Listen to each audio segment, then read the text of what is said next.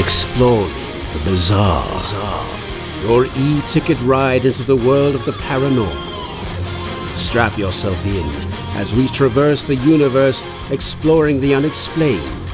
UFOs, ghosts, lost worlds, cryptozoology, as well as other dimensions. It's time to take back the night. Now, your electrifying hosts of Exploring the Bizarre, Timothy Beckley and Tim Swartz. Oh my God. Help me, will you? Tim, there you are. What are you doing out here in this mysterious valley, and why are there holes cut out of you? I've been mutilated, Tim. I think they mistook me for cattle. That would explain why they removed my udders. Oh no. Did you see who did it? Was it aliens or a secret military group? Oh, I can't look at that. No. It was the doctors from my medical center. What? They just can't keep their hands off of me. Well, how are we going to do tonight's show with holes cut out of it? Oh, don't worry. I've got an emergency wrist radio. When I get in trouble, I press this here button, and it activates the wrist radio that Indrid Cold wears. Wow! So that's why they call you Mr. UFO. Well, that's one of the reasons. Anyway, once Indrid scans me, he'll fix me up and teleport me back to... what's happening? Hey, we're both disappearing! Disappearing from Area 51 and reappearing in the KCOR studios. Oh, give me a minute. The room always spins for me after I teleport. Oh. Well, trust me, you'll get used to it after a few hundred years. See, I'm whole again. No more holes, no more holes. Ugh, thank heavens. I couldn't look at that for another minute. Well, what can you do? We'll find a replacement for you. Who can that? There you go. That's there right. you go. We get Hey Jeff. Tim, how are you out there in Jasper, Indiana, where the sun and the moon always shine? Not always. I haven't seen the sunlight or the moon for a few days now. It's been cloudy and snowy and just blah. Typical Indiana weather. Well, you and I are both lucky. We could live in some other parts of the country like Wyoming or Montana, and we wouldn't be able to go out even to feed the cattle, even if they were mutilated. In fact, I guess that's partly what we're going to be talking about this evening, isn't it? Well, that's one aspect of tonight's conversation. Well, why don't you tell us all the aspects of it, Tim? Well, introduce our guest. Oh, okay. Well, we have two fantastic guests. We have Norio Hayakawa and Chris O'Brien. Now, I've talked to both Norio and Chris before on previous programs, but I think this may be their first time on Exploring the Bizarre. So I love it when we have a new guest on our program. So let's start out with Norio. Now, Norio Hayakawa calls himself an orthodox ufologist and activist.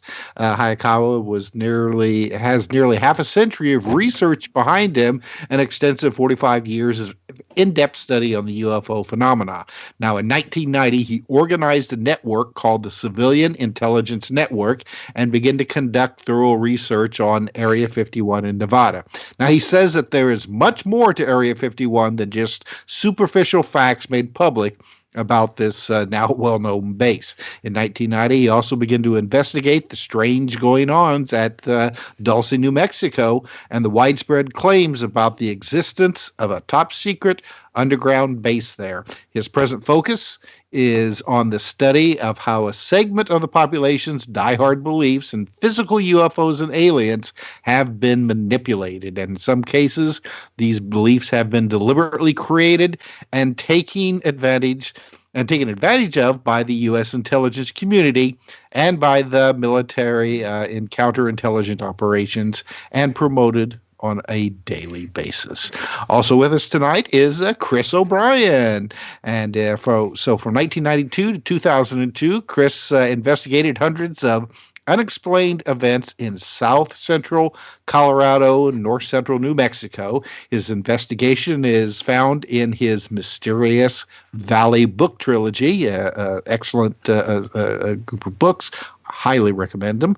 And documentation of his field investigation of UAPs, UFOs, cattle mutilations, crypto creatures, suspected military activity, etc.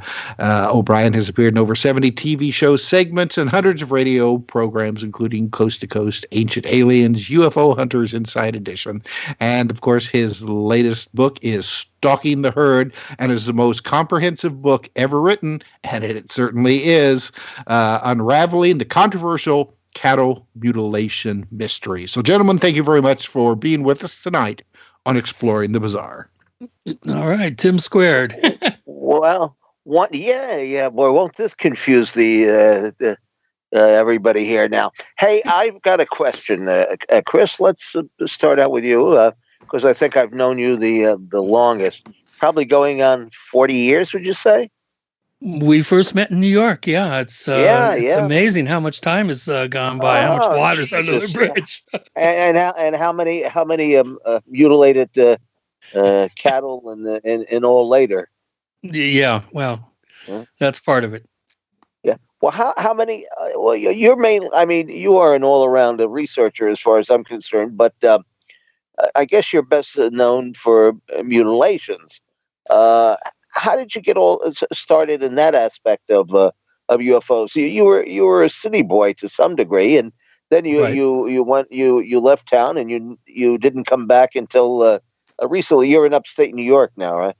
Yeah, I'm up in the Binghamton area right now, currently. Yeah. Well, how'd you make it out there?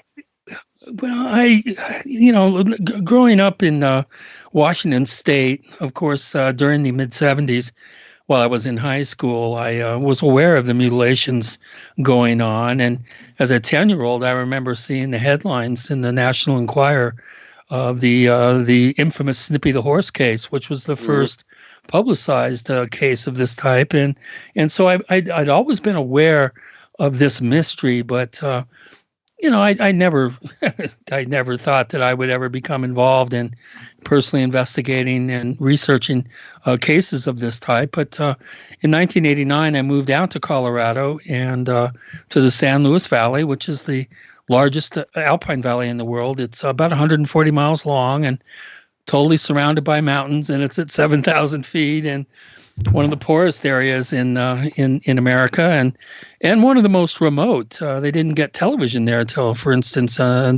80s, and I was working in construction and trying to gain a foothold there. I did not move there because of the weird things that have been reported there. I moved there because I just fell in love with the beauty there, and originally I'd moved to Santa Fe and didn't like it, and had friends up in the valley, and so I moved up there and I ended up staying for 13 years. And well, you were a musician when I first met you. I mean, maybe you still are. Yeah, I am. But yeah.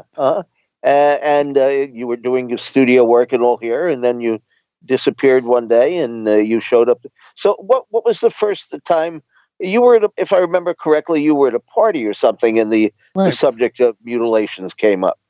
Well, there had been a rash of UFO reports in around it would have been the Thanksgiving weekend of 1992, and I was away gigging with my band, so I missed them. But a sizable percentage of my little town happened to see these 200-foot ovals that came down out of the mountains and hovered over town and took off in two different directions. And I'd heard rumors about it over the next 3 weeks, and I had a New Year's Eve party, New Year's Eve '92, and at one point in the party, everywhere I went in the house, there was about 30 or 40 people.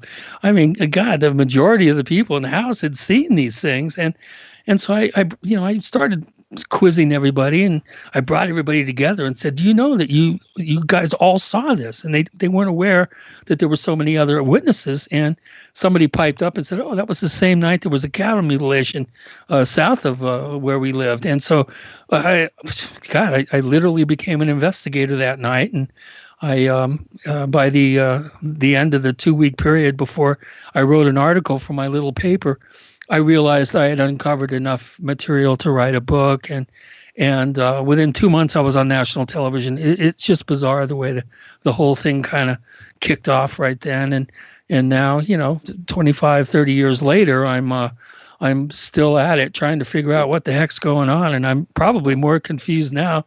Well, maybe not, but I like to say that I'm more confused now than I was when I started out. Well, I think we all are to some degree, because there's no one rational answer to all of this. I mean, that's the trick. We've been deceived into thinking that UFOs are either spacecraft or some secret government vehicles that are being tested for a hell of a long time. Okay, so now the first few reports that you studied firsthand, did they involve mysterious lights? No, they didn't actually. The first ones did not. They involved helicopters, and then later, I did have some reports that did have some lights associated with them, but they were the minority of reports out of the 200 cases that I personally investigated.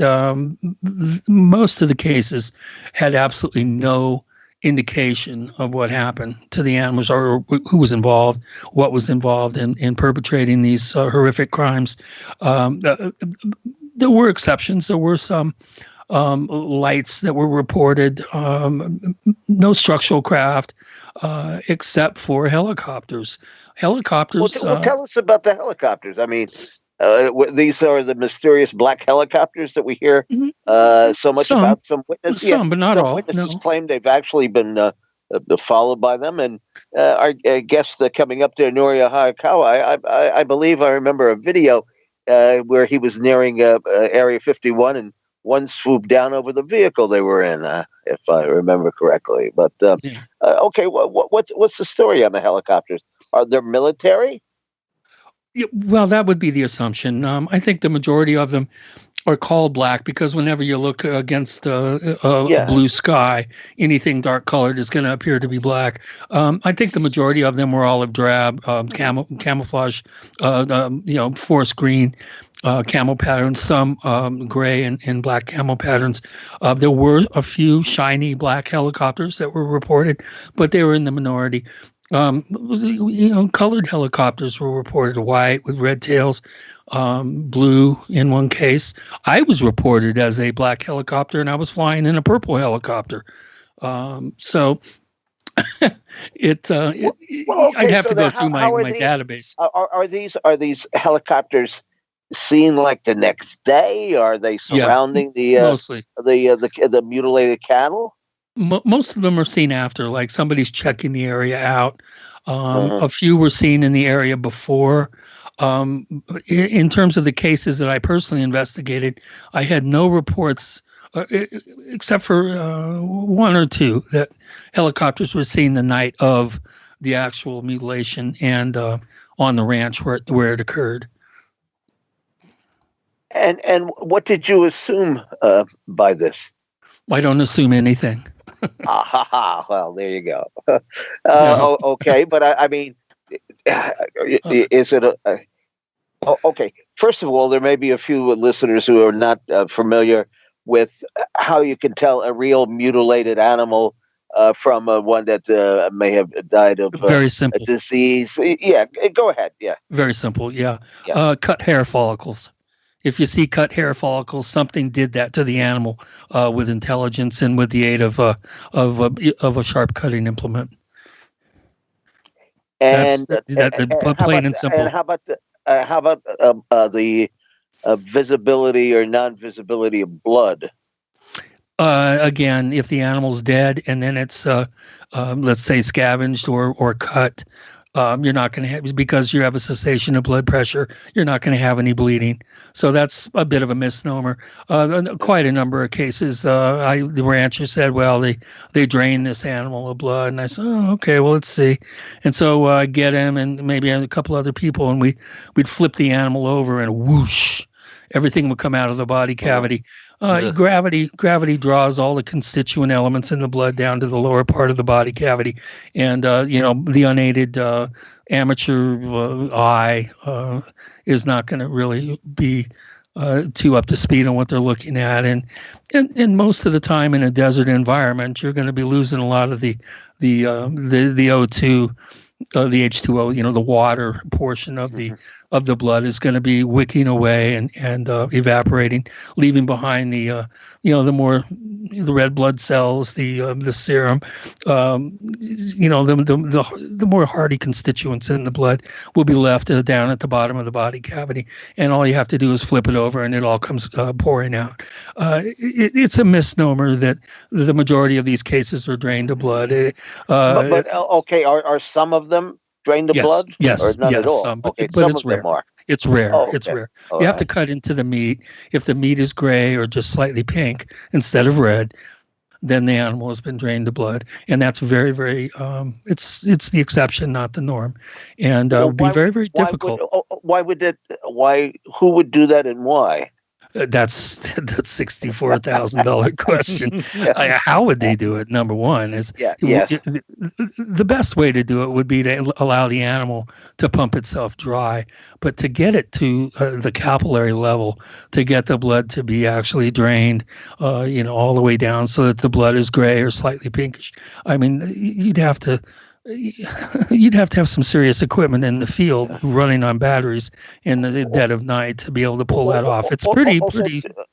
Also, too, now we're talking about mutilated animals. Are we talking about a stack of them, one or two at a time, a whole herd? I mean, not a whole herd, but more than one. I mean, because it would seem to me if somebody's there mutilating cattle, the rest of them are not going to just stand around and watch. No. Most of the time these are one, occasionally two animals, but rarely do you have numbers of animals being found in a single case. Although there were some, the Erminio and Andrietta case over in La Vida, I think he had 9 in one night, or it may have been as many as 13. I'd have to check my notes, but there were quite a number of them, and there were also world spots in the grass around them as well that seemed to be depressed into the pasture. So there were exceptions. To every rule that you think you can come up with, there's always exceptions to it. And how about we hear a lot about the sexual organs being removed? Yeah, the soft tissue organ, generally the ones that are taken, the organs that we as humans tend to develop cancer in. Oftentimes, for some of your listeners who maybe not know what we're really talking about here, a cattle mutilation or a unexplained livestock death is an animal that's died for no apparent reason. There's no tracks around. Sometimes its own tracks aren't even there. There's no indication of how this thing died or was disfigured. And basically what they do is they go in and they'll take out the tongue from deep within the throat. They'll take out these sexual organs. If it's a bull, the outer genitalia, they'll ream out the core of the reproductive tract of a cow. They'll take off the mammary glands or the udder and the udders and the bag, an eye, possibly an ear, a patch of skin.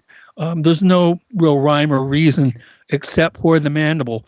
They'll excise the skin around the jawbone, pull the tongue out, and then oftentimes the jawbone will be bleached white in a very almost an impossible manner. It's very difficult to duplicate that particular detail, and so that would be a classic mutilation. Now, any number of combinations of those organs can be found missing from tracks. There's no tire marks. There's no cigarette butts generally, although there's exceptions to all this. Sometimes the animal's found in the wrong pasture, like it's been taken Ooh. somewhere, experimented on, and dropped back in the wrong place. Now we hear So about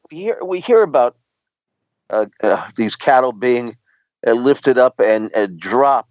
Is there any evidence of that? absolutely, we've had animals that have obvious clamp marks in the back legs. All the downside ribs have been broken. Horns have been snapped off. Horns have been driven into the ground. Broken legs, broken backs, like they've been dropped from 50 feet, 100 feet. When you drop an animal that weighs about 1,200 pounds, or even 500 or 600 pounds, from even 30 or 40 feet, you're going to be breaking bones. We've had animals with their necks broken, with the horns driven into the ground and snapped off, all the ribs on the downside broken right next to the spine. It's and again, this is not. These are exceptions. Not all the cases are like that. Anybody see this happen? Not to my knowledge. I've never seen a case where somebody has claimed to have seen this. We've had cases where people have seen helicopters flying with a cable and a cow struggling underneath at the bottom of the cable. Oh, well, that's close. That's close. I would guess. Yeah. Yeah. Well, but no UFOs with no. cows and tractor beams. Wait a minute. Unless you can believe that these helicopters could be camouflaged UFOs, because we do know now for a fact that the UFOs, some of them have the ability to transform themselves shape-wise. I mean, I've got any number of reports. I mean, it's hard to believe you can go from a disc or cigar-shaped object to a helicopter, but anything is darn well possible in this field, I would think. You can't factor anything out, but Occam's razor. If it looks like a helicopter, it makes sound like a helicopter, and if a bunch of deputies fire at it and it starts smoking and clanking, it's pretty much probably going to be a helicopter. Well, have they shot at it? Oh yeah, and they've hit it. Oh yeah, and the helicopter hasn't come down. No, but they thought they said it would have a hard time making it back to Fort Carson. Well, but that seems awful strange. I mean, if you start shooting, if you start shooting at a military helicopter and you hit it, you're going to have the military out on your ass. Well, there have been gunfights with helicopter crews and ranchers. Happened in Missouri back in '72, 71, and in Kansas. That's a new one. That's a new one for me. I haven't heard that. Yeah. You got to read the book. That's a new switch on the OK Corral, I would say. Yeah, and there was a team on the ground that fired at the rancher. And it was a team on the ground. What was that? Was anybody hit? I don't believe so. No. Gee, that is so strange that it almost boggles the mind. Wouldn't you say, Schwartz? Yep, we have to.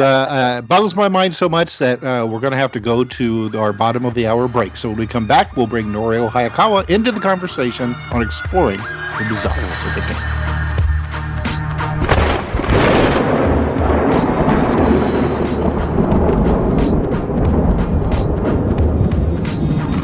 Now back to exploring the bizarre with two of the most electrifying researchers in the paranormal, your hosts, Timothy Beckley and Tim Swartz.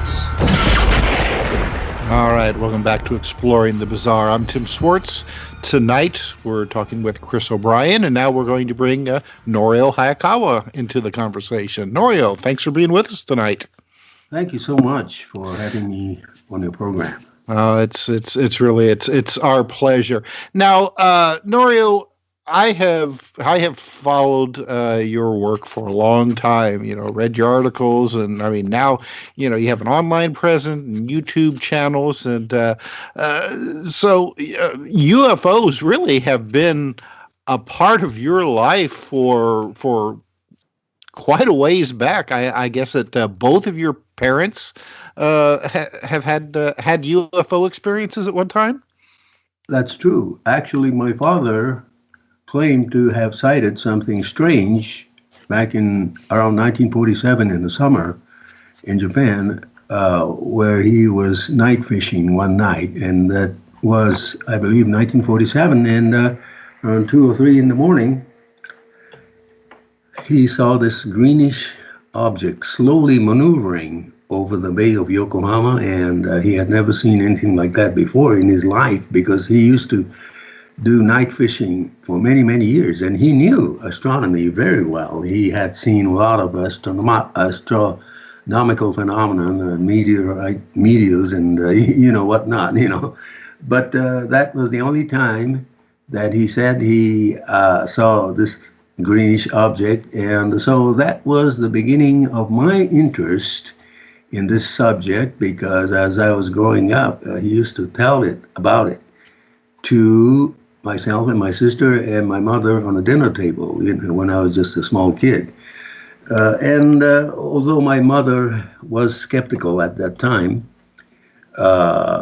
in 1975, many, many years later, my own skeptical mother, claimed that she saw a typical flying saucer during broad daylight over a crowded railroad station in Yokohama, Japan, a broad daylight. And so she became a believer in a flying saucer. And, so this is my background. So now, when your dad was initially telling the family, well, not initially, but as time went by, about the UFO that he saw, and he became interested in the subject, was there any reading material, books or anything like that you had access to in Japan in that early of a date? I mean, he had his experience in 47, so. Yeah, well, it was during the late 1950s that I became really interested. And in the 1961, I started reading some magazines from the United States, such as NICAP and APRO and, all other organizations. And so I was fairly, up to date on what was happening in those years. But it was basically around 1964 that I was fascinated by a newspaper article that I read in Japan about a strange sighting that took place in a small town in New Mexico, namely the Socorro case of 1964. And so that really catapulted my interest further. And coincidentally, I came to New Mexico in 1965 to study at a college, coincidentally. And so, I live once again in New Mexico right now, but, it was actually the late 1970s that my views on UFOs started changing, because in the late 70s, I started devouring books by Dr. Jacques Vallée and John A. Keel.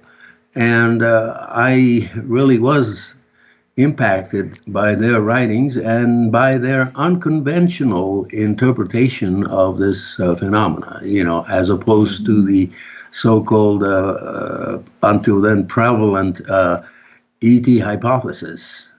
And so even in the 1980s, the late 80s, when I started getting interested in Area 51 in 1989, and Dulce also at the same time, I was not really that much of a supporter of ET hypothesis. So when I studied the Area 51 conspiracy, I was I never made any statements associating Area 51 with aliens. So I am still in that position. In other words, I am not a supporter of the nuts and bolts ET hypothesis, even though I am tremendously interested in the phenomenon itself, which I believe seems to be real, no question about it.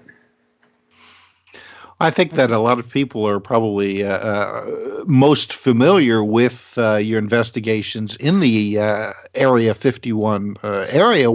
How did you first find out about it, and what made you decide that this was someplace that that you wanted to go to and try to get some closer looks at?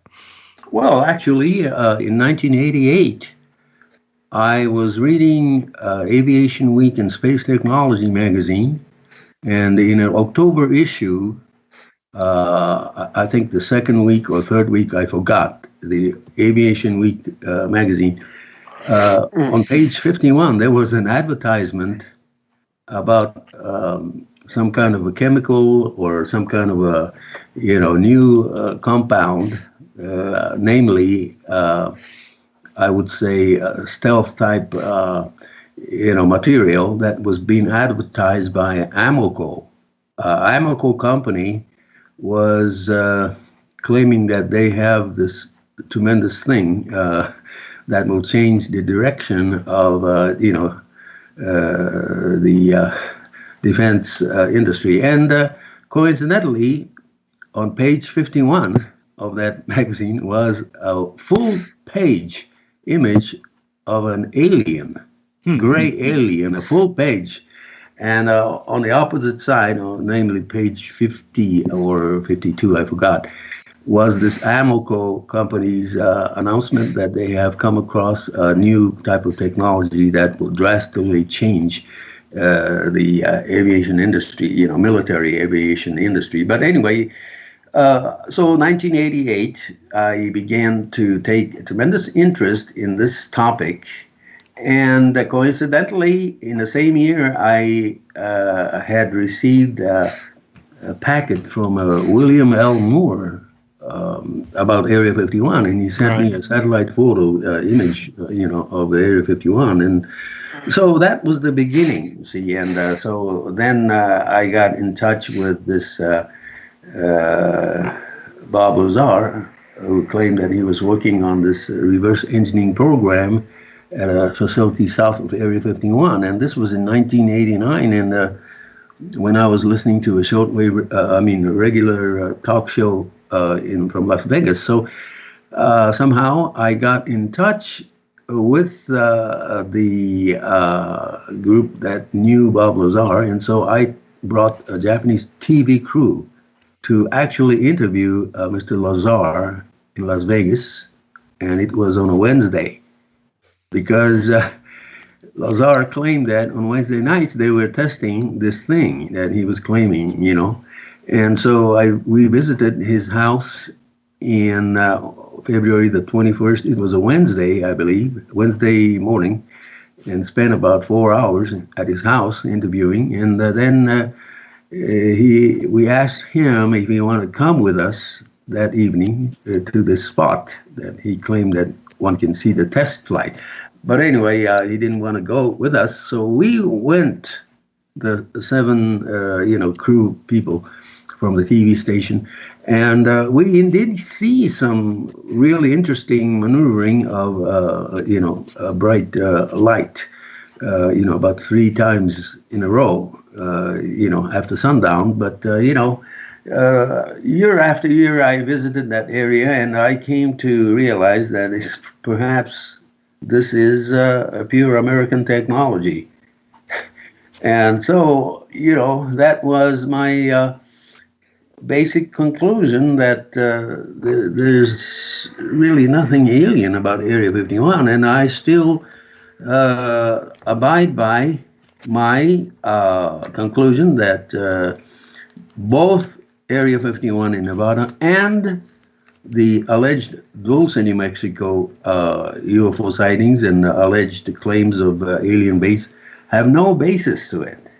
But I am a firm believer that there are things in this world that we cannot understand. So I'm a firm believer that in this world there are things that I consider to be some kind of paraphysical phenomenon which has existed since time immemorial. And so this is where I stand. Nouriel, just let me bring this back to Bob Lazaar for a second. So do you think that he was a dupe, that they actually showed him this so the idea would get out into the public consciousness that some of these things that were happening at Area 51 might have been extraterrestrial? Or do you think he had just made it up out of whole cloth? Well, I don't think he just made it up. I think there was a reason, uh, and I think the first situation that you mentioned was is most likely, because I mean, let's say that first of all, there's no tangible, physical, reliable, credible documentary evidence whatsoever that we have ever been visited by physical extraterrestrial biological entities in any kind of physical extraterrestrial spacecraft of any kind so far. No God, evidence at Norio, all. God, I feel like I'm listening to myself. I've been saying this for years. For years. There is no evidence, people. That's right. Well, just to play the devil's advocate here. Now, you say the case that interested you the most, that got you kind of started on this, was Socorro. Wouldn't that include some sort of physical evidence? Well, actually, we don't know much about the Socorro incident, even though it was investigated by J. Allen Hynek and the Air Force, and Yeah, they did yeah. a lot of And Ray investigation. Stanford. Yes, Uh, Ray and but Ted Stanford Phil did bottom get and some and medal. and, He did and get Ted medal. Phillips and Ted Phillips. yeah, but the Well, bottom line Ray is was there this. with Hynek, and they've Ray found metal that had been oblated off the landing pad onto a rock, and he took it to Goddard Space Flight Center and had it analyzed. He was given a preliminary report on the analysis process by a very excited scientist, and then he was told, "Oh, it was nothing." And he said, "Well, let me have my sample back." And they said, "Oh, we used it all." And that created a very hostile relationship with the person that arranged the testing for Ray, and that was Dick Hall from NICAP. Huh. But It again, the would. bottom line is we have so far no single tangible, universally accepted, and I'm talking about the vast, overwhelming vast majority of the world's scientists and astronomers Uh, and engineers who are very skeptical, and I agree with them, who are skeptical about us ever being visited by physical extraterrestrial entities in a physical craft of any kind. So, based upon this opinion, I'm very skeptical about even about Socorro. Well, I'm not skeptical about the incident, but I'm skeptical that it had anything to do with physical aliens. And so, it's so important for me to define the terminology. And so this is what I've been doing recently, is to really define the various terminologies being used in the UFO community, which is, it's so important. And what is real? And, is, for example, are abductions real? Yeah, well, I can't say it's real to me, but it could be real to the so called experiencers.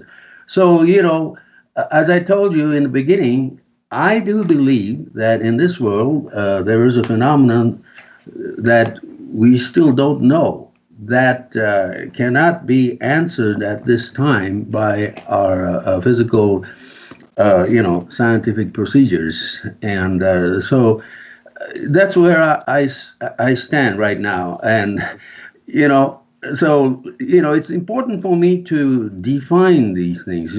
For example, are we being visited by aliens? And, what's the definition of alien? Are we talking about sentient, physical, extraterrestrial, biological entities, which most people will associate aliens with? But, we just don't know yet. Now, the overwhelming vast majority of the world's respected scientists and astronomers are of the opinion that there probably are intelligent civilizations somewhere in this universe, but unfortunately, UFO phenomenon does not seem to be, conclusive evidence of ET visitations at all. And So, going back to the definitions, are we the only sentient, intelligent, physical, biological entities in this entire cosmos? And the answer is still, we just do not know yet. And this is the best answer that we can give for now. We just don't know yet. It's the only honest answer. Well, Nouriel, what would you say about the possibility that we were visited in historical times? I mean, there are a lot of reports, even putting the ancient astronaut theory aside. There are, of course, a lot of reports of strange things in the sky and on the ground, going back throughout history. No question about it. It's from time immemorial. People have been seeing strange things, even in the Middle Ages. Actually, people have claimed to have seen, shields that were flying. Yeah. And so on. And, even in the 1700s, 1800s, people reported seeing strange objects that appeared to be huge, even some kind of crude looking airships. And, where airship wasn't there, but later on, actual airships and other dirigibles were built by the U.S. And then also in the early 1980s, when the U.S. was testing prototypes of stealth aircraft, coincidentally, there were many reports of humongous flying triangular craft over the East Coast, which had nothing to do with the prototypes being tested by the U.S. Air Force. Right, that we know of. We're talking about humongous triangular craft, sometimes reported to be 3 or 4 times the size of a football field, hovering absolutely silently in the night skies, and they sure did not belong to the U.S. Air Force. And so I'm saying that this sightings of strange phenomenon is not new, but the bottom line is, what are they then? So that is the situation where I am in. A lot of people talk about Roswell and other things, but to me, there's not one case in the ufology that convinces me that we have been visited physically by physical aliens in physical spacecraft, including Roswell. Not even one case. And that's my opinion based on my, continuous research since 1961. And what would convince you? The only thing that will convince is, like most people say, unfortunately, a representative from an extraterrestrial physical civilization contacting the leaders, our leaders, in a public square. I hate to say this, but don't you watch the news? What alien would possibly make themselves known under the current situation? Build a wall around them. That's what they do. Tim, imagine if Trump did the State of the Union address, and then he pulled off this mask, and he was like this reptilian with slit pupil eyes, and half the country would think that it was some PR stunt, and they would even if he did it in front of him. His ratings would only go down another 1%. Yeah, but the most convincing scenario would be not necessarily at White House. There are many humongous public squares in the world, and if all the television networks around the world simultaneously can broadcast an actual contact landing, well, that's a different story, see, and we haven't had that thing so far. It could be the Arthur C. Clarke childhood's end scenario, where you had Independence Day. We had massive motherships parked over the world's great cities for a generation. That would convince me. Yeah, that's the only thing that will convince us. But the other thing about this whole phenomenon is the high strangeness of this phenomenon, in which I have mentioned that this phenomenon does not seem to be capable of surviving in our dimension, physical dimension, for no more than a few seconds at a time or a few minutes at a time. They seem to dematerialize, and that's the best description I can give about this phenomenon. It's a phenomenon that can apparently materialize and dematerialize at will, and but yet it is incapable of it's transitory, physically remaining in the same place for more than a few seconds or a few minutes. Well, I call them singular phenomena. I mean, one sighting or one apparition doesn't necessarily have to have anything to do with any other apparition.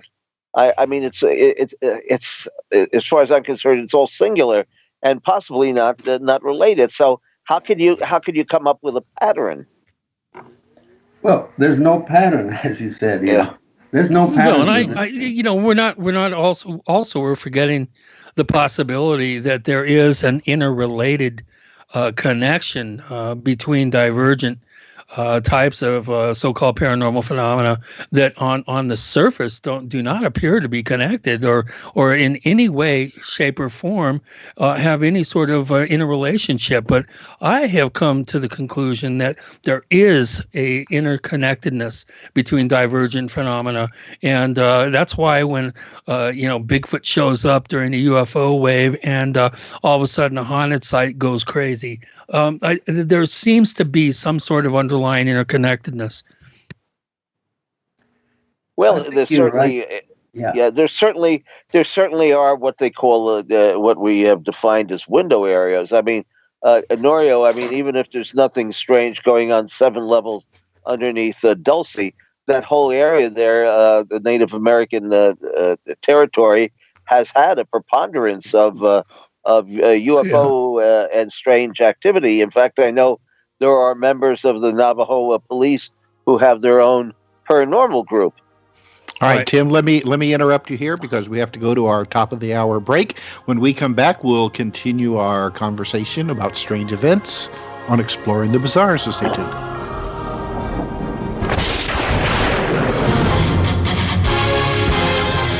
Exploring the Bizarre. Your e-ticket ride into the world of the paranormal. Strap yourself in as we traverse the universe exploring the unexplained. UFOs, ghosts, lost worlds, cryptozoology, as well as other dimensions. It's time to take back the night. Now, your electrifying hosts of Exploring the Bizarre, Timothy Beckley and Tim Swartz. Welcome back to the second hour of Exploring the Bizarre. Our guests tonight are Chris O'Brien and Norio Hayakawa. So, Chris, why don't you tell us how your pet project, the project that you love and have been working on for so long, the San Luis Valley camera project. How's that going? What's up with that currently? Well, the actual San Luis Valley camera project started with a dream, and basically back in the early 90s, I thought, wouldn't it be cool if we could set up a triangulated camera array that was connected somehow and was able to gain 3 unique perspectives on a single, ufological event. And of course, if you have 2 cameras or more, you're going to be able to determine a lot more than a single camera. You're going to be able to determine distance from the camera, altitude, azimuth, speed, size, luminance, the actual trajectory of how it maneuvers in 3-dimensional space. And back when I was thinking about this in the early to mid 90s, I tried to cost it out, and even if it was even possible to do, it would have been many hundreds of thousands of dollars worth of gear. Well, we live in a wonderful high-tech 21st century now, and the cost of this particular vision and dream has come down considerably. And for the past 12 years, I've been working with a team of ex, kind of government guys and physicists and amateur astronomers and engineers and computer scientists. And we have finally come up with a very workable and affordable system called the UFO Data Acquisition System, or UFO DAS. And what we've done is we've gone ahead and we've put gear into the San Luis Valley for our very first location. Ultimately, what we want to do is have these triangulated systems that feature not only cameras, but recording magnetometers, recording accelerometers or gravitometers, gravimeters, and acoustic ELF and very low frequency acoustic signature recordings, and various types of scientific measuring equipment, everything from being tied into it's called Flight Radar 24, so we can factor out any transponder commercial flights, the bolide, NASA bolide alert network, and then also we want to have complete weather information at the time of a particular event that we record. So what we're going to do is have 3 or 4, in the case of the San Luis Valley, cameras, and also 1 or 2 of these, we call them MSDAUs. In other words, they're multi-sensor data acquisition units. They have the recording gravitometer, magnetometer, and the rest of these scientific instruments in a very affordable package. And so once you have an event and these cameras and sensors are able to triangulate and record multiple recordings of data of a single event, you have the kind of information that scientists and astronomers, the people that Norio was talking about, would love to sink their teeth into and say, okay, you think you got something unusual? You think you got something, alien or high strange? Okay, let's see. Let's look at the data, and let's look at the way that you've secured your evidence chain, that you've done the proper procedures to make sure that the data is pristine, and let's take a look at it and get peer review. And heck, if we come up with something that's fairly interesting, we might even be able to actually publish a scientific paper. Wouldn't that be nice? That would be. This is the next step that ufology needs to take. I do not allow myself to be called a ufologist. You call me anything but. Ufology is an embarrassment. And unfortunately, this field is its own worst enemy. It is fractious. It is ego-driven. It's filled with charlatans and hoaxers and pure crap, as far as I'm concerned. And I don't want to be associated with it. But if I was going to do it right, the UFODAP project would be how I would do it. So I'm going to show the field with my team that includes a guy that was accepted into Oxford as a theoretical physicist at 16, and became an engineer at Cisco, a guy that helped acquire, did the contract law for exotic materials for the aerospace industry, a guy that worked for Disney as an crack computer scientific whiz, an amateur astronomer, and some very famous names that are kind of helping out with some advice on the side. This is how ufology needs to drag its sorry ass forward in a very productive, a very, how would I put this politely, in an expedient way that actually might have a chance. This approach might have a chance to be taken seriously by academia and the scientific community. The San Luis Valley is the first location. We have a number of teams around the world that are interested in getting involved. We have targeting software that automatically follows objects in the air with a bounding box, just like targeting software for a jet fighter. All this stuff is tied together on the internet. When an event happens, the cameras are all sent quadrant data. They all whirl around and zoom in on the object. This is all done turnkey. It's automatic. The software is designed. We're going to have a price list. We're going to have 3 different levels of packages that people who want to put these packages in their particular location, they can call up, and for as little as $1,000 can I'm not exactly sure of the price points right now, but I think the lowest price point will be about $1,000 that you can have a triangulated scientific actual monitoring system, and then the type of system that we're designing, you can do for about $2,500. Now we're talking about Chris, really Chris, good cameras. Chris, how long has this been set up, and has anything appeared?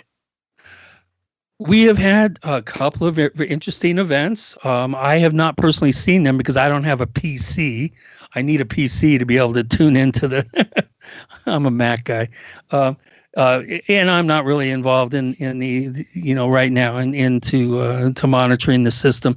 We're working the bugs out. We've just been up a few months. We're working the bugs out. We're getting the triangulation algorithms and everything all dialed in and tight. But we have had a couple of very interesting events. So you're kind of you're beta testing right now.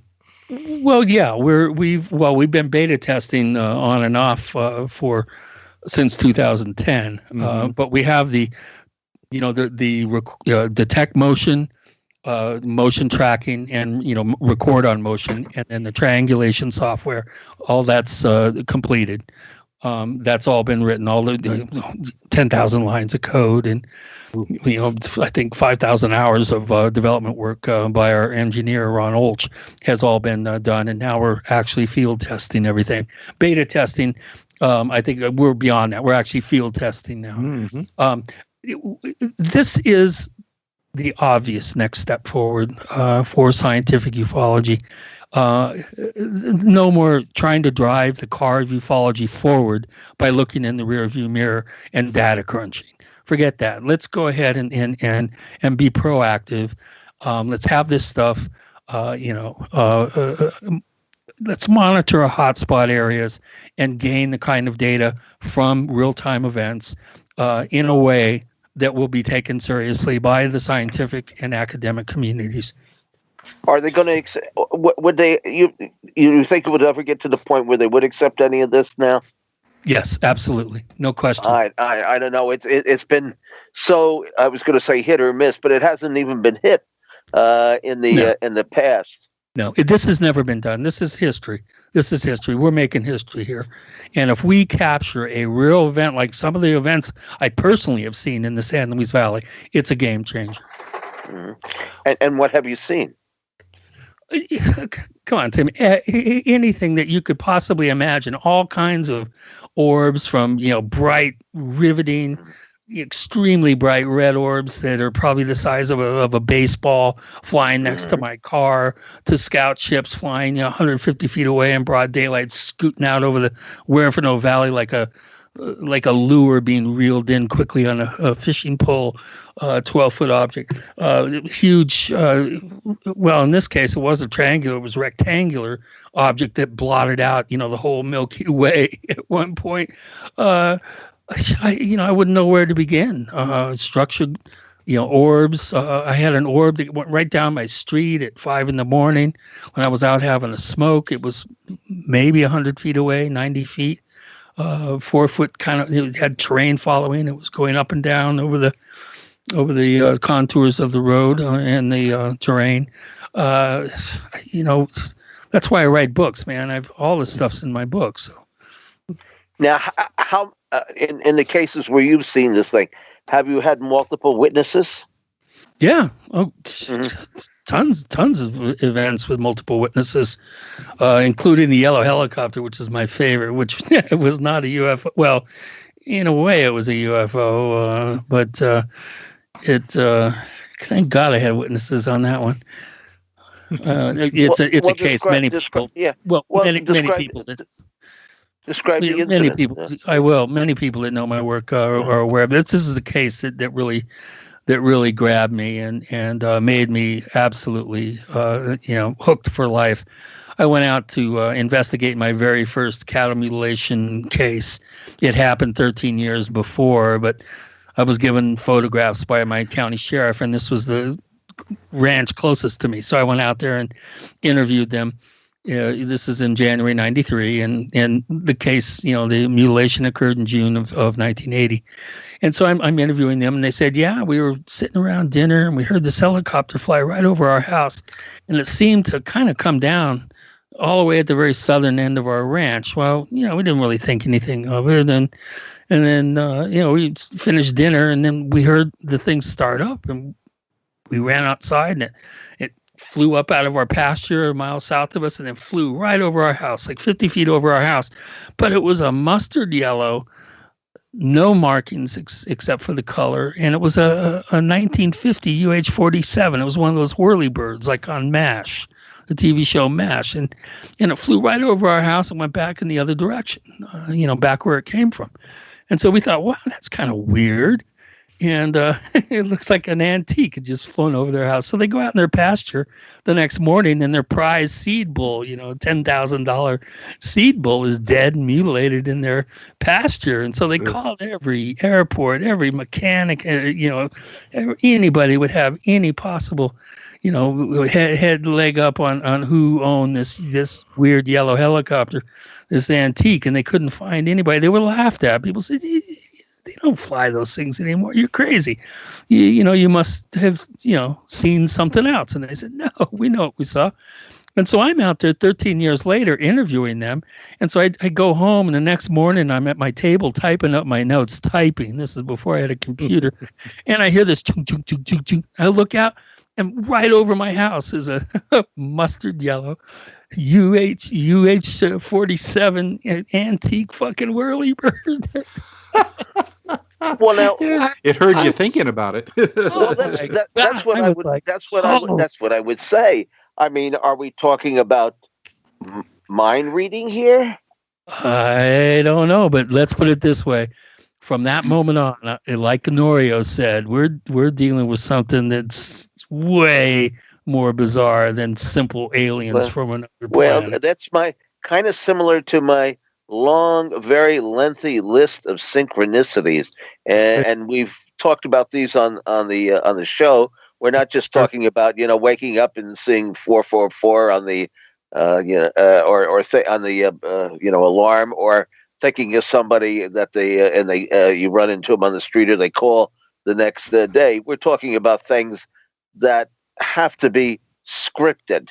They can. Well, the story of Bear Rabbit, right? Bear Rabbit and the tar baby. That's where I kissed the tar baby, and it's still stuck to my face. It changed my life. That was like that big saltwater hook, and it's been tearing on my cheek ever since. and it's never appeared since then? Yeah, it appeared one time following an army truck up Highway 17 the following spring. And no markings on it that you could see. No, and boy, I called every airport. I called every mechanic, every rental place, the FAA, the Air National Guard. I called anybody that had anything to do with aviation, and they all laughed at me. Well, it doesn't seem impossible that somebody wouldn't have a helicopter. I mean, people have all kinds of planes and things, and they're not necessarily all. It had a range of 90 miles, and the airport was 60 miles away. That's 120 miles around. Yeah. Well, somebody's got it in their barn somewhere. I don't know, or maybe it would still have to be registered, probably. Yeah. Then how come nobody has ever reported it, or nobody's ever seen it? Yeah. Well, there you go. I mean, okay. So how do you've got to push something really hard to convince someone with a so-called scientific background that something like that is legit. I would never use that story as a way to convince anybody of anything. Well, I realize that, but it all kind of it's all kind of wrapped up in the same package here. It's not separate. It's all Chris O'Brien. Yeah. This is what's happened, and you can't. Well, I wrote it in the book. I mean, yeah. and Yeah, many yeah. people know. Yeah. Many people know how important that particular event is in my life. I mean, it was one of the most important events in my life. It changed the direction. It changed the scope. It changed the focus of my entire life. Mhm. Or it solidified. It solidified a new path that I was on. Uh-huh.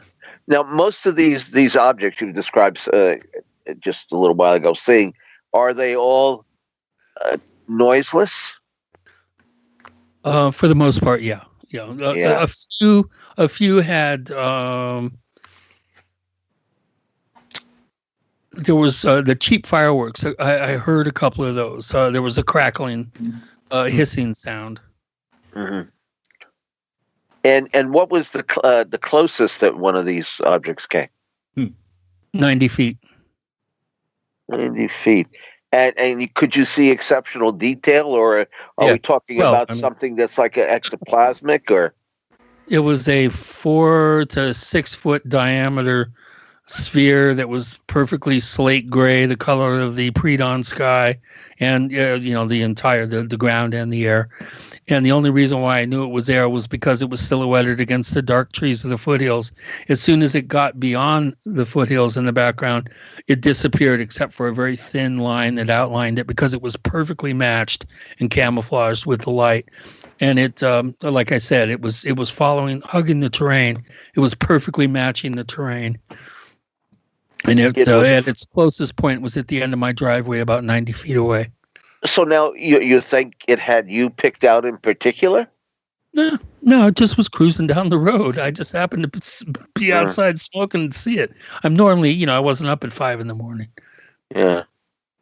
And how was there any particular period of time when these things were showing up on a I would say nightly, but not necessarily nightly, on a predetermined basis?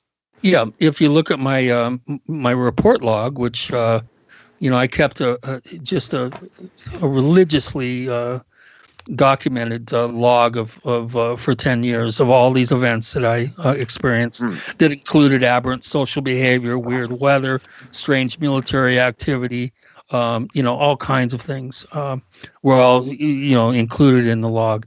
It ebbed and flowed, and whenever one type of thing seemed to be occurring, we would have a flurry of other things.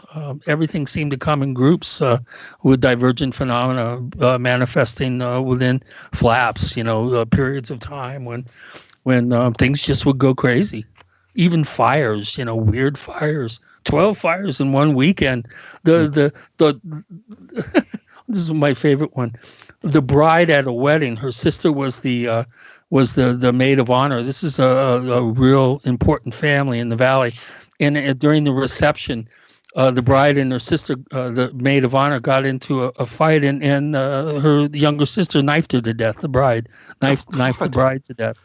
And we had 12 fires, incredible amounts of roadkill, weird weather, and Stephen Greer calling in ETs, all in the same weekend. That's quite a weekend. I would think so. Recent activity. In September, we had 2 weeks of stuff flying all over the place. Unfortunately, we were just cutting our cameras up at the very end of this flap of activity. So that's when we saw our first events. But there's been, let's see, beginning of December, there were some events that we captured. Again, just lights in the sky, but stuff that people were reporting as strange and weird. I mean, I'd have to go and check my notes, but it ebbs and flows. Usually, it's fall and spring. Those are the predominant times. Yeah. And any reason for that? Do you think? I mean, anything you could put your hand on? I don't know.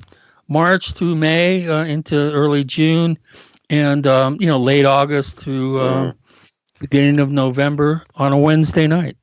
That's your best chance of seeing something anywhere, but in the San Luis Valley especially. I was thinking that's what John Keel once told me, that the majority of his sightings were on a Wednesday night. night. That's between true. 9 and 11 o'clock or something like that. Yeah. Yep, that's exactly true. 8:30 and 12, actually.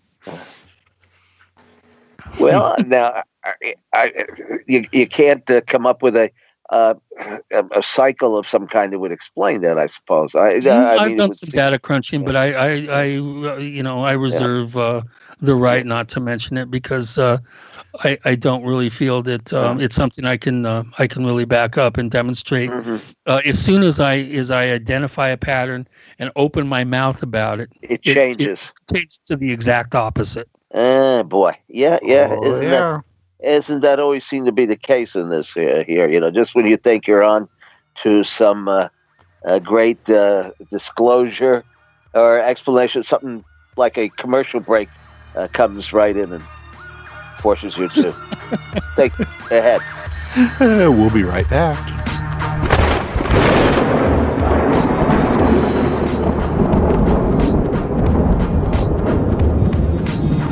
Now back to exploring the bizarre with two of the most electrifying researchers in the paranormal. Your hosts, Timothy Beckley and Tim Swartz.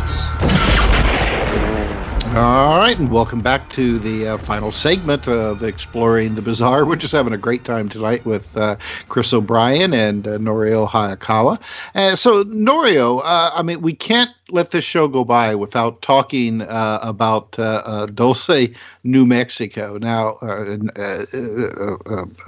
this is something that just to me, it just seemed to come up out of nowhere, and it just really embraces the spectrum of insanity of some of the stories that I've heard over the years. What happened with this place, and how did it become this like a landmark for UFO insanity, I guess?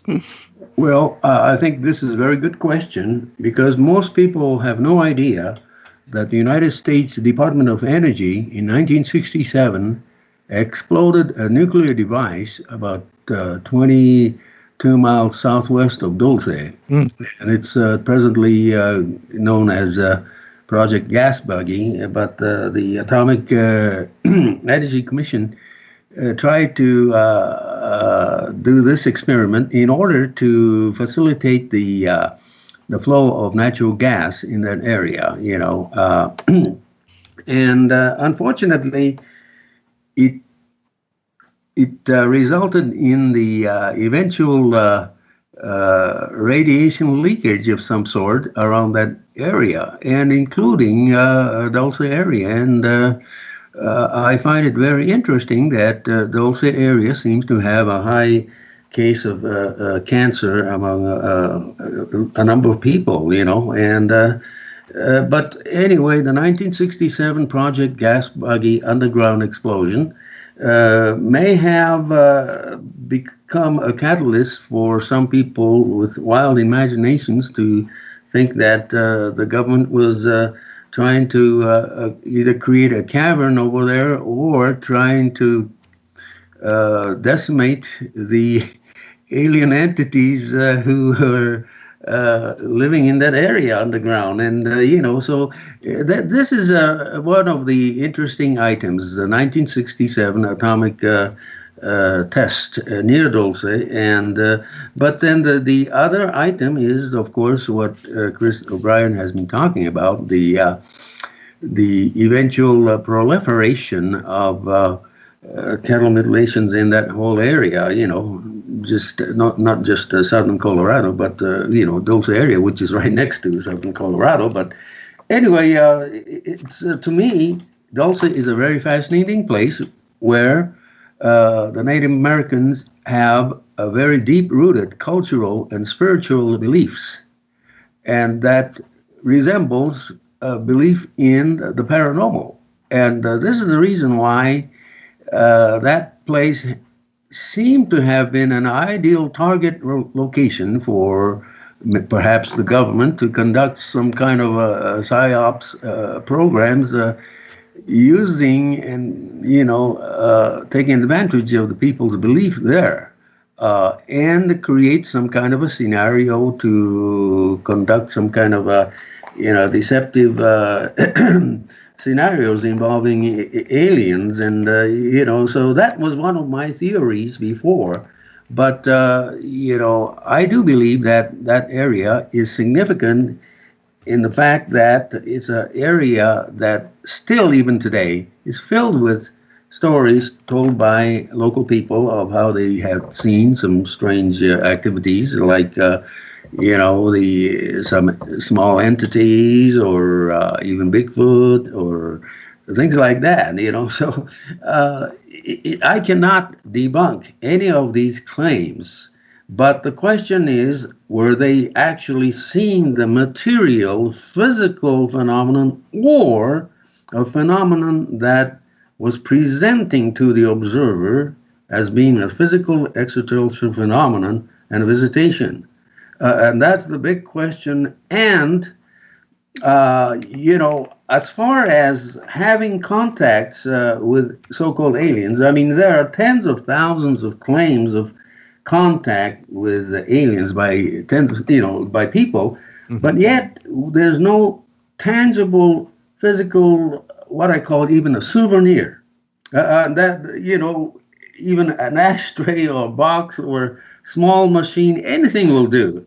How about implants? There's not even one souvenir reported that can be analyzed universally by the world scientists. And so this is a mystery. And this is a mystery because my final conclusion about this whole thing is that whole UFO phenomenon appears to be a temporary paraphysical intrusion into a physical dimension by an unknown intelligence or unknown sentient entities, paraphysically materializing themselves to a pre-selected observer or a pre-selected group of observers, and presenting to the observer as a physical extraterrestrial phenomenon and visitation, which I consider to be close to some kind of a deceptive thing or deception.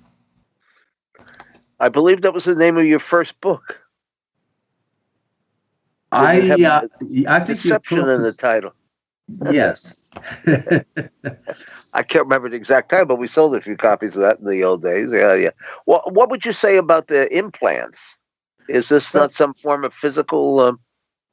Well, the thing about implants is very interesting and important, but you have to take the consideration of the opinions of the world's vast majority of engineers and scientists who specialize in these things, and so far we haven't come up with any conclusive evidence about these implants. Many of these implants, we have them. Let's face it. We have a lot of implants, and every year the implant system is advancing so much. Just like even holographic imagery technology is advancing every year, and so we have a lot of things that we considered to be out of this world, but now it's not out of this world because we are developing most of these things. Right, like the implants, the size of a finishing nail or possibly a sliver of glass. With nanotechnology, there's no way you're going to be able to ID an implant unless you're able to figure out the frequency that they're transmitting and receiving on. And I have never seen any proof of transmitting an object that is transmitting and receiving data. So this is the conclusion as far as I'm concerned. The depiction of the objects seen worldwide from time immemorial definitely seems to correspond to the cultural as well as technological understanding of the people of each era. So, in modern times, the objects seen seem to be more aerodynamic inform, and this is just one example that this is some kind of a conditioning system, just like Dr. Jacques Vallée has been saying all along, that, it's some kind of influence that will alter our belief systems and accept the so-called alien presence, whatever that means.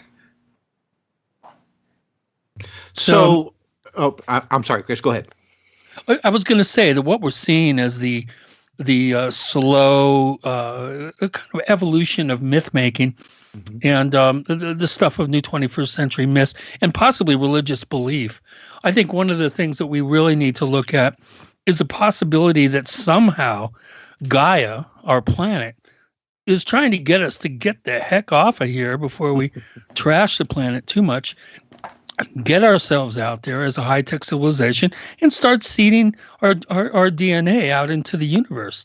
That's one kind of that's one area that I have been spending more and more time considering. And I think that we're seeing some sort of trickery to the tricksters trying to get us off the planet is one possible motivation for whatever it is that's behind these very fantastic phenomena, pushing us out of our nest. Well, we're not going very fast, are we? Well, Donald Trump's trying to get us off there. We need a space force to fight wars in space, right? The space force for us to get away from Donald Trump. That's what it is. Well, that's going to cost them more than $5 billion. Try 50 billion.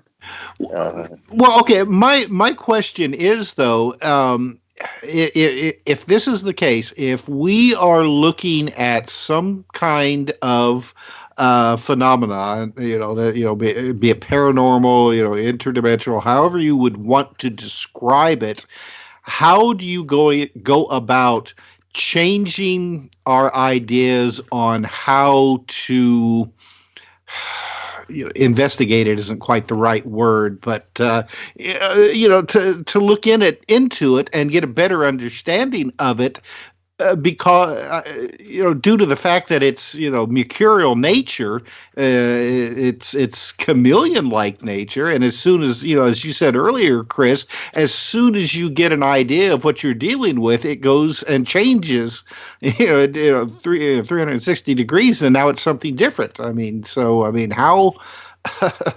can you even put a finger on something like that? Well, I don't know about Norio, but I've always been a champion of thinking outside of the box, and again, I must echo Norio's wonderful acknowledgement of Dr. Jacques Vallée and John Keel and others. There's been quite a number of people through the years that have championed a different approach, a different mindset, an out of the box perspective.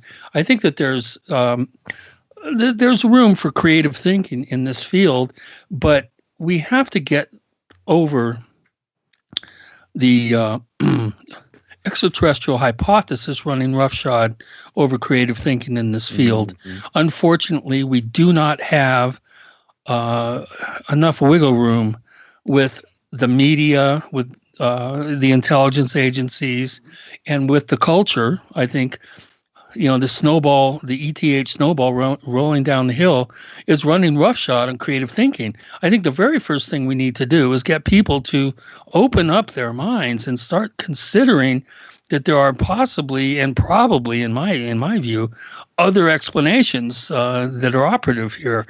And until we break the hold of the ETH on the culture, it's going to be almost impossible to make any sort of progress beyond hard data monitoring of hotspot areas like I'm doing with the UFODAP project, and attempts to, create a dialogue and create an access point to academia and the scientific community. Other than that, we have to break the stranglehold of primitive ETH religious thinking. Nothing's coming here to save us or eat us. Now, okay, so people in the field, the researchers and so forth, they tend now today, I think, to be more skittish when it comes to the ETH explanation. I mean, most of them seem to be open to the idea that this could be, paranormal. Um, but it's the people who are having the experiences, to a large part, who insist that what they are encountering are extraterrestrial. So, I mean, if somebody feels that they've met an ET, how do you convince them otherwise, or why would you even kind of bother? I don't know. I Well, always they've been figured. Convinced before they even had the experience. Their Well, culture has that could, programmed okay. them. Well, that could be true. There's no doubt about that. But there are a lot of cases also where people say that they've had absolutely no involvement or interest in this, and don't even read science fiction, and they come away, thinking that they've been encountered of course, now these entities are not to be taken at their word either. I mean, if you meet somebody in a vacation or an outing, and they tell you that they're from Denmark, I mean, how do you know really where they're from? I mean, like, maybe that's probably not even an important question to ask. It's putting some concept out there. I don't even know if we're ready for a concept. I mean, there is no real concept in this because it's such a Well, there is variable. a concept. It's called the trickster, and there's what we have to do is allow the trickster.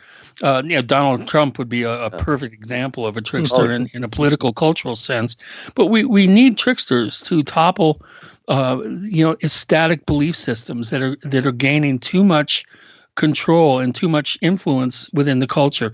The trickster is by its very nature will topple static structures.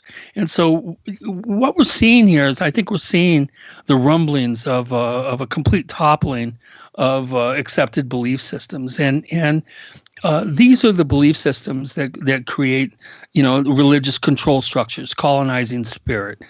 These are the structures of the political and cultural and economic structures. A lot of this stuff has got to be shown to be not as monolithic and permanent as people are programmed to believe. And I think we're right in the middle of that process. And this all ties into how people are programmed to think that these unusual experiences are something that it's from out there, from a three-dimensional planet or ship out there in the cosmos. I think that we're dealing with something closed system, and I think more and more people do they want us? Do they want us to believe that? Well, see, if they give it away, then we're going to try to find them. I mean, people say, "Oh, you're the guy that believes in aliens, in ETs," and I said, "Well, wait a minute. How do you know that we're not the aliens, and what you think are ETs are more terrestrial than we are?" I think there's other tenants in the building, whether it's dimensional, whether it's crypto, whether it's ultra, whether it's meta. I think there's other terrestrials around, and I think that they. Or we a computer simulation. Oh, well, yeah, that's. I think the Large Hadron Collider had a malfunction, and all of a sudden, we're in some sort of weird alien reality show where a reality show, star is now president, and all bets are off. I think, I really do. I think that something weird happened, and we're in some sort of parallel universe that happened about 3 years ago. Would explain a lot, wouldn't it? Oh boy, would it. Norio, I mean, what do you think? Well, I have a very what you call it, disappointing outlook on this whole ufology, and because let's take, for example, it was less than 150 years before when man invented something heavier than air to fly. It's just less than 150 years. And so let's say that according to former Los Alamos scientist Enrico Fermi, he said that there are billions of stars, of course, in the galaxy that are similar to the sun, and many of these stars are billions of years older than a solar system. And if that's the case, with the high probability, some of these stars have Earth-like planets and so on, and there may be some civilization that have developed interstellar travel, and let's say they are a million years ahead in technology. Now, a million years ahead in technology means that by now they we would have been visited by them. But where is everybody? That's the big question that Enrico Fermi asked. And as I said, a million years advanced technology is just 150 years is just nothing. Man invented airplanes, less than 150 years ago, and a million years advanced. Well, they would have already conquered the technology to travel interstellar, travel. But like Fermi said, well, where is everybody then? Why haven't been The Fermi paradox by them? And that's the big question. And but it's a question that needs to be addressed as we, continue to study this amazing subject of ufology. Well, I would think that a civilization that is a million years advanced of us would be completely unrecognizable, by our primitive brains. I mean, we're still thinking about running away from the tiger and hiding in the bushes, and a civilization a million years ahead of us. I mean, it's beyond our comprehension. Well, unfortunately, go ahead, Chris. I was going to say they're probably harnessing the energy of star systems and beyond. Yeah. All right, gentlemen, we're almost at the end of the program, so I want to give both of you a chance to let our audience know where they can find out more about you. Chris, let's start with you. Well, we're about ready to go live with our UFODAP.com website. It's UFO, D is in data, A is in acquisition, P is in project, UFODAP.com. We're going to have a website. My website is OurStrangePlanet.com. It's a strange planet. It's our strange planet. All right. And Norio, what about you?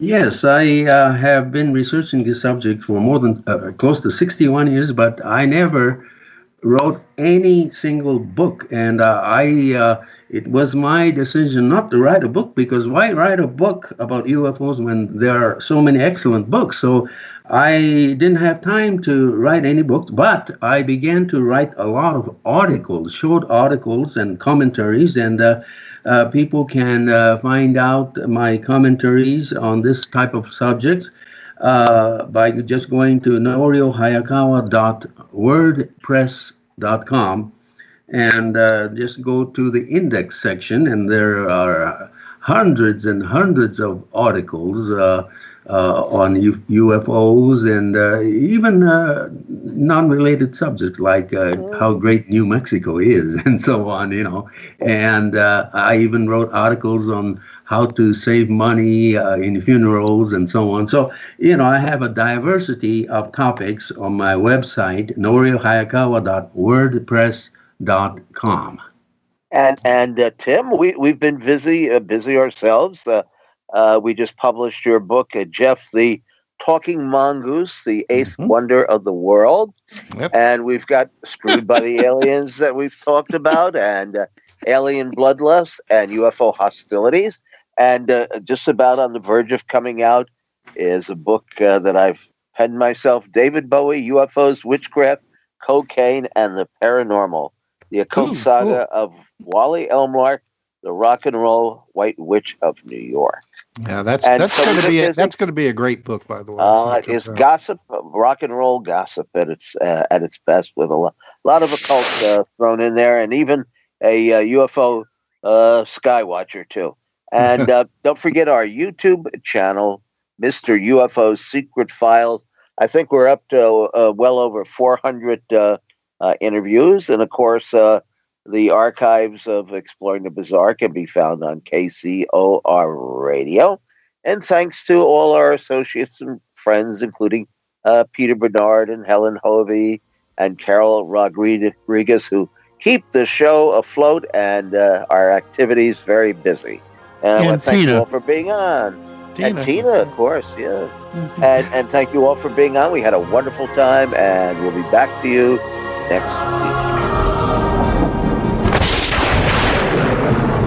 You've been listening to Exploring the Bizarre with hosts Timothy Beckley and Tim Swartz. They're taking back the night by jetting non-stop across the cosmos in search of the truly bizarre and totally unexplained, with you as their co-pilot. Thursday nights at 7 p.m. Pacific, 10 p.m. Eastern, on the KCOR Digital Radio Network. For more information on Exploring the Bizarre and hosts Timothy Beckley and Tim Swartz, check out their KCOR Digital Radio Network page. Follow their YouTube channel at MRUFO 1100. Exploring the Bizarre.